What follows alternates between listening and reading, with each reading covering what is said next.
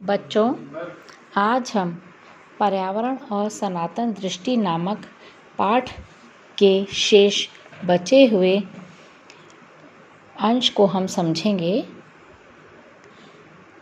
छगन मोहता लिखते हैं, प्रकृति का हम शोषण करते हैं और जिस चीज़ का शोषण करते हैं उसे हम बिल्कुल नष्ट कर देना चाहते हैं। मैं आपको बीकानेर का ही एक उदाहरण देना चाहता हूँ। आप सवेरे सवेरे जस्सूसर गेट जाकर 4-6 घंटे के लिए बैठ जाएं। आपको फोग की लकड़ियों के भरे हुए ट्रक दिखाई देंगे और वे लकड़ियां जड़ से काटी जा रही हैं एकदम। आइंदा उगेगा ही नहीं फोग, और आज लगाया जाए और 20 सूत्रीय कार्यक्रम के अनुसार उस वृक्ष को लगाया जाए तो शायद 50 वर्ष में फोग के वृक्ष तैयार होंगे। तब तक क्या होगा ईंधन का, लेकिन आज ईंधन भी एक व्यापार की वस्तु बन गई है। उसके लिए ट्रक के ट्रक फोग को जड़ों से काटा जा रहा है। बच्चों, ये उदाहरण इसलिए दिया है उन्होंने कि हम प्रकृति को नष्ट कर रहे हैं, लेकिन हम उसको सहेज नहीं रहे हैं, उसका दोहन कर रहे हैं। क्योंकि पूर्व वीडियो में जो पाठ था उसमें भी ये दोहन करना, पोषण करना, शोषण करना इस संदर्भ में बताया गया था। तो वहाँ ये बता रहे हैं लेखक कि उन्होंने ऐसा इन लकड़ियों को, फोग को ऐसा काटा है कि वो उगेगा ही नहीं। और जबकि अगर इस फोग के वृक्ष को हम तैयार करें, उसको रोपें, उसको लगाएं, पालें, पोसें तो कम से कम 50 वर्ष लगेंगे। तो 50 वर्ष में जो फोग तैयार होता है उसको एक पल में काट दिया गया। तो अब ये कहना चाह रहे हैं लेखक कि ये ईंधन भी जो है व्यापार की वस्तु बन गई है, क्योंकि उसके लिए क्या हो रहा है, ट्रक के ट्रक फोग को जड़ों से काटा जा रहा है। और जबकि हमारी परंपरा क्या कहती है, हमारी परंपरा में हमेशा पर्यावरण का पूजन भी किया जाता रहा है। पर्यावरण की चीज़ों में देवत्व माना गया है और इसलिए जीवित वृक्ष को काटना पाप समझते हैं। हमारे यहाँ पर कभी भी जीवित वृक्ष को नहीं काटा जाता। हमारे ऋषि मुनि उस समय भी जब जंगलों में रहते थे तो उनके शिष्य, ये देखो बच्चों, उस समय की परंपरा थी कि शिष्य भी जंगल से सूखी लकड़ी बीनकर लाते थे। तो हमारी जो सनातन परंपरा चली आ रही है कि जीवित वृक्ष को नहीं काटना चाहिए। लेखक लिखते हैं, कभी भी नहीं काटना चाहिए और जड़ से तो कभी भी नहीं काटना चाहिए।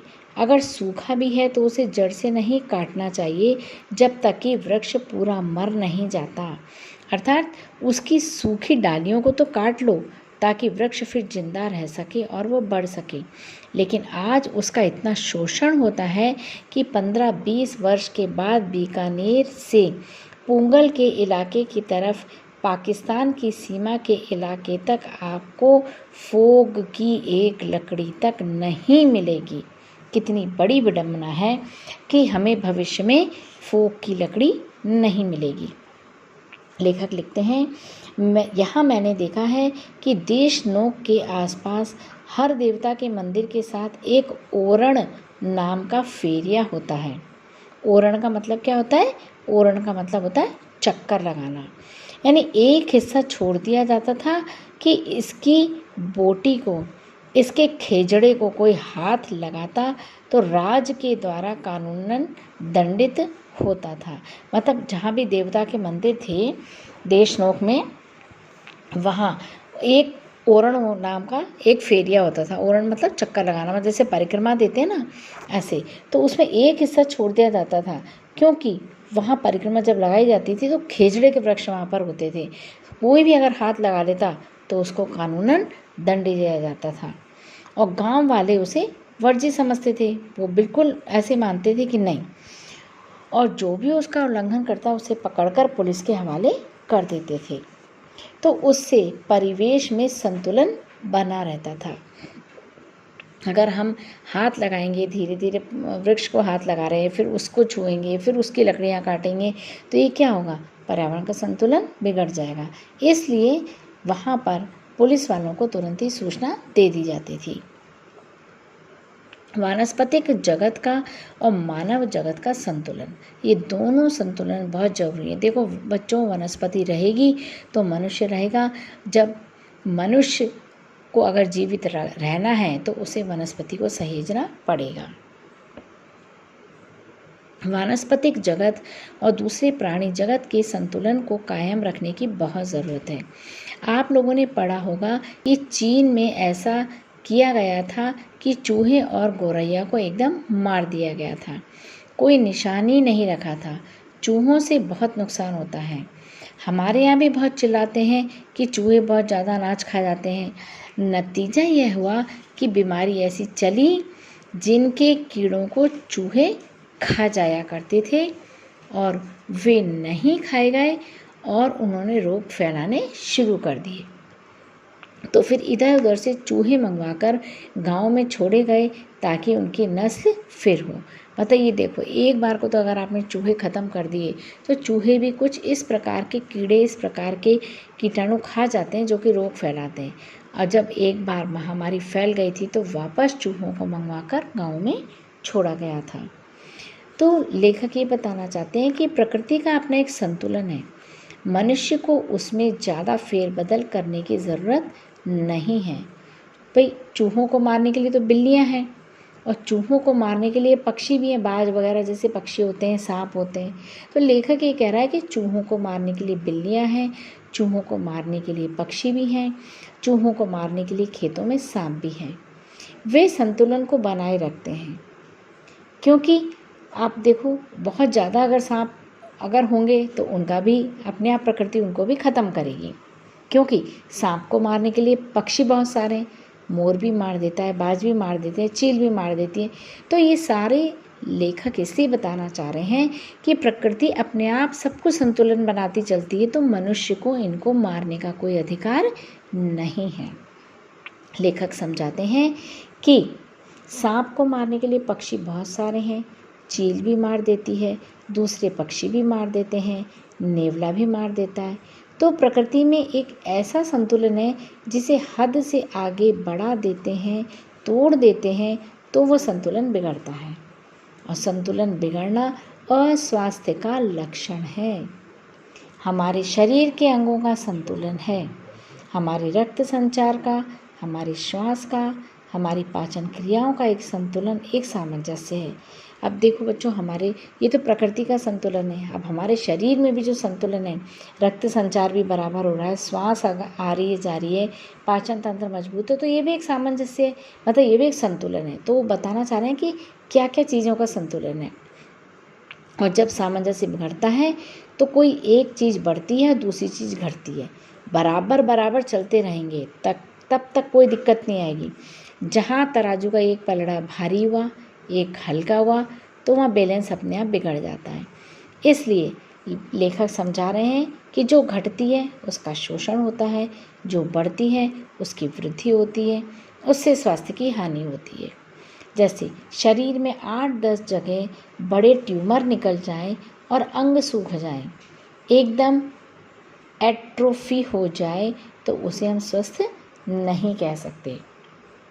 लेकिन हमारे उद्योग प्रधान आर्थिक ढांचे से हमारे सामाजिक और सांस्कृतिक शरीर में ट्यूमर पैदा हो जाएंगे, और ट्यूमर हमेशा शरीर के दूसरे अंगों का शोषण करते रहते हैं। तो शोषण और उससे ठीक जुड़ी हुई प्रक्रिया है प्रदूषण।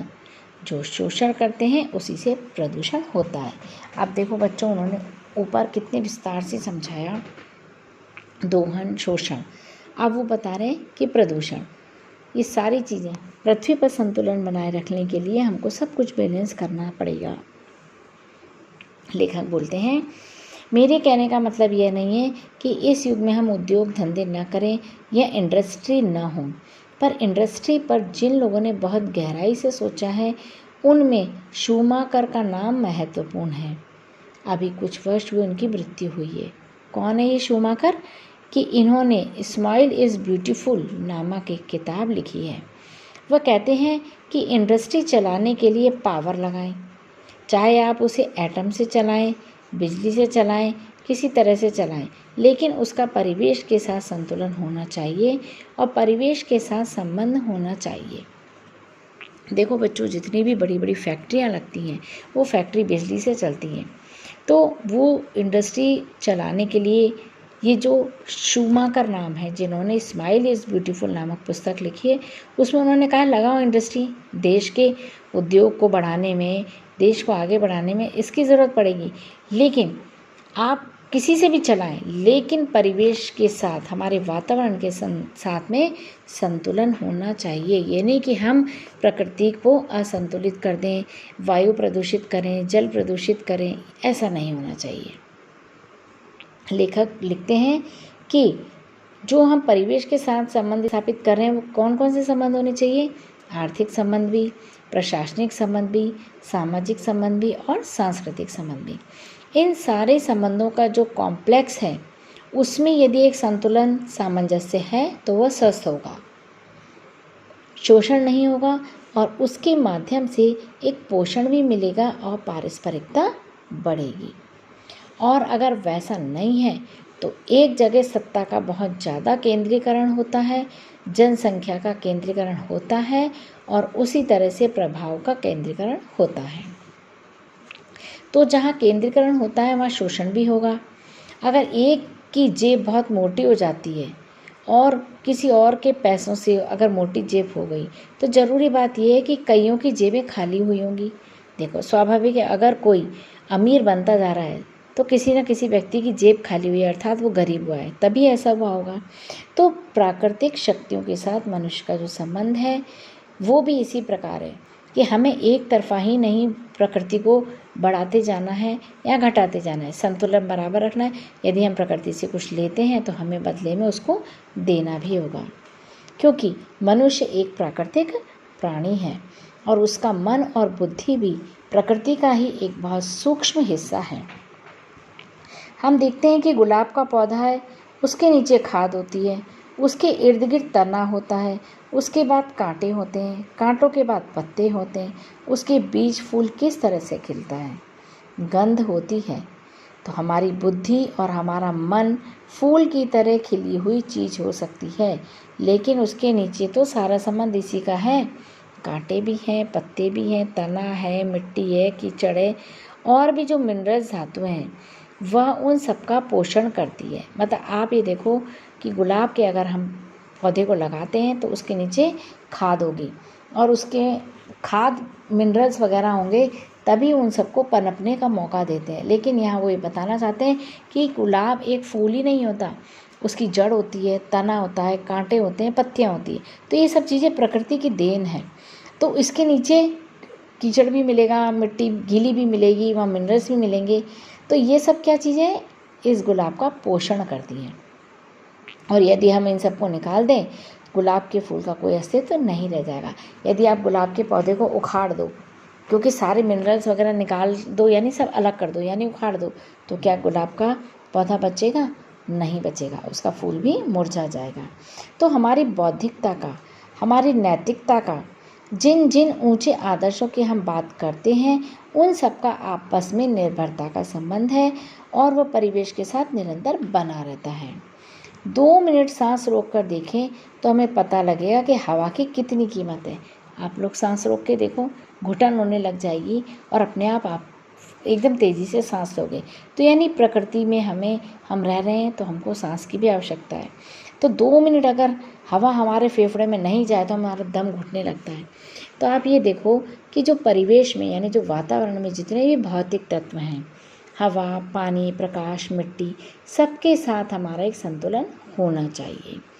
उसी तरह जितने प्राणी, चाहे वो सांप हो, चीता हो, गाय, पशु, कोई भी हो, उनके साथ हमारा एक संतुलन बना रहना चाहिए। इसे कहते हैं इकोलॉजी। एक नया साइंस पनप रहा है और वह पर्यावरण का ही विज्ञान है।